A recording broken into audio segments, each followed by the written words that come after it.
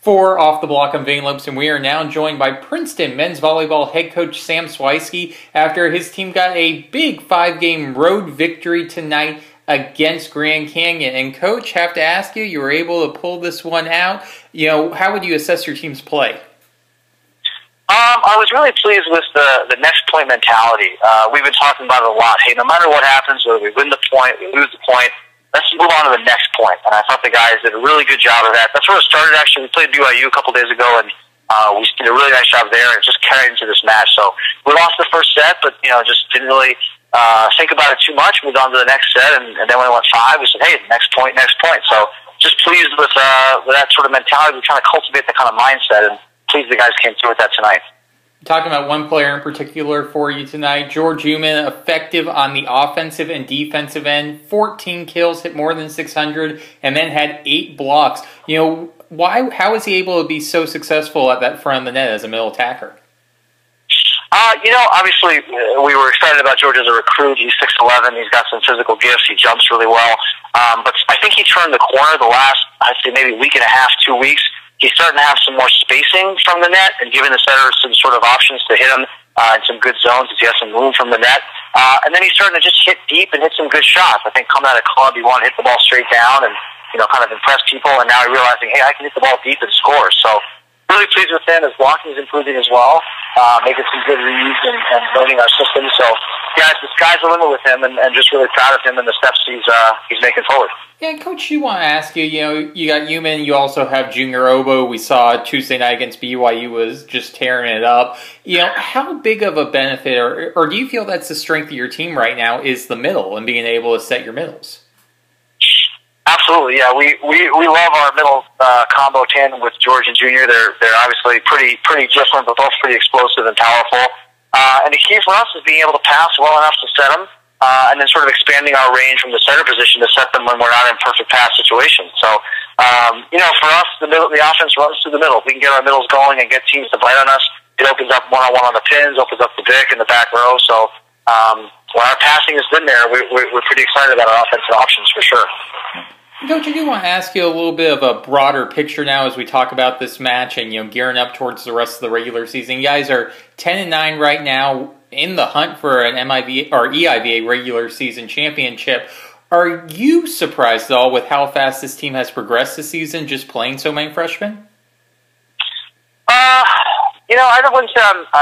wouldn't say surprised. I would just say that's the exciting thing about talented freshmen is that they have the talent, and the cool thing about coaching is just trying to unlock it, and what are you going to say to a guy that's going to make it click and figure it out? And, it's been a really exciting process with each of them, sort of figuring out, hey, let's really work on your serving today. Let's get your passing better today. Let's get your blocking better today. And they're just all really hardworking and humble, and they come in the gym and they want to get better. And it's been fun. We said from day one, we said, hey, we went out and played in Hawaii, and then we played UCLA and a couple of great teams. It's like, look, we just want to get better. And that's our plan right now, too, is keep getting better. Because if we can keep improving by the time we get to the end of the season and hopefully make it to the conference playoffs, we feel pretty excited about where we could be. Well, I'm talking about, continuing to get better. How valuable do you think that this road trip has been for your team, especially knowing next week or in 2 weeks you got to go to Penn State for a big road match? It's huge. I think...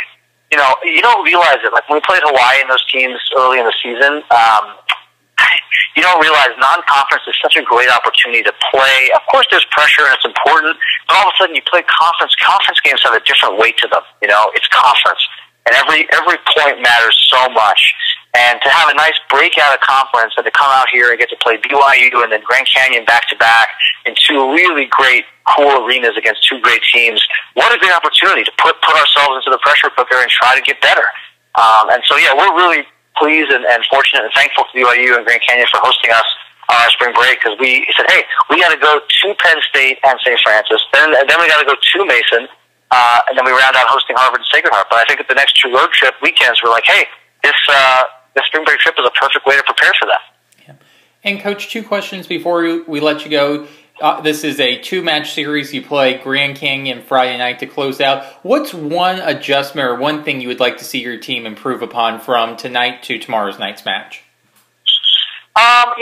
Just glancing at the stat sheet earlier, I thought their middle, I think, at 24, He did a fantastic job, had a ton of attempts, hit for a high percentage. You know, maybe slowing down a little bit more. I think defensively, they outdug us. I think it was like, I don't know, 17-30 or something like that. They played some great defense, and obviously hats off to them. But we got to get better at defense. I'd love to see us scrap a little bit more and touch a few more balls.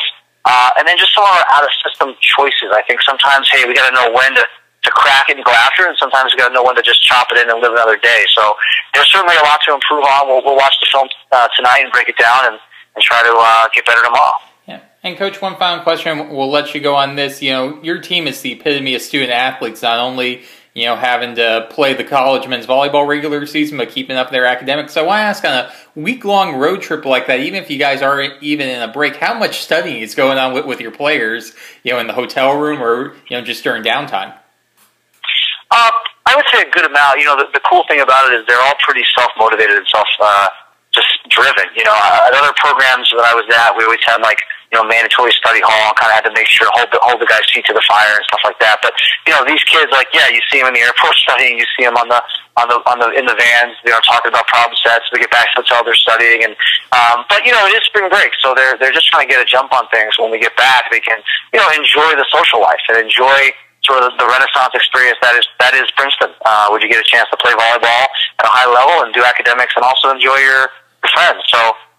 But they certainly are, you know, keeping it in the front of their mind because they know it's important. Well, Coach, before we let you go, do you have anything else that you'd like to add? I just figured out the key secret to winning in men's volleyball or any sport possibly. What is it? You ready? Yes. The key is you wear the colors of the opposing school. So I mispacked for this trip, and I ended up today with a purple shirt and a purple tie, and I put it on, and I wasn't really paying attention. They're in our conference. I wasn't really thinking, and I walk in, and GCU, they're purple. There's no you know, bones about it. They're purple. That's just what and it's like, oh God, I look like I'm on the other staff. And I thought, you know what? Instead of being embarrassed by it, I'm going to just own up to it. So I tweeted a picture out earlier. I said, hey, you know, wearing purple today. Me and Junior both had purple. And I said, social faux pas or brilliant strategy. And it turns out it was a brilliant strategy. So dress as your opponent's colors. I think it brings good luck. Yeah, well, you heard it here first. So I do have to ask that as a follow-up. Will you be rocking the purple again in the match tomorrow night?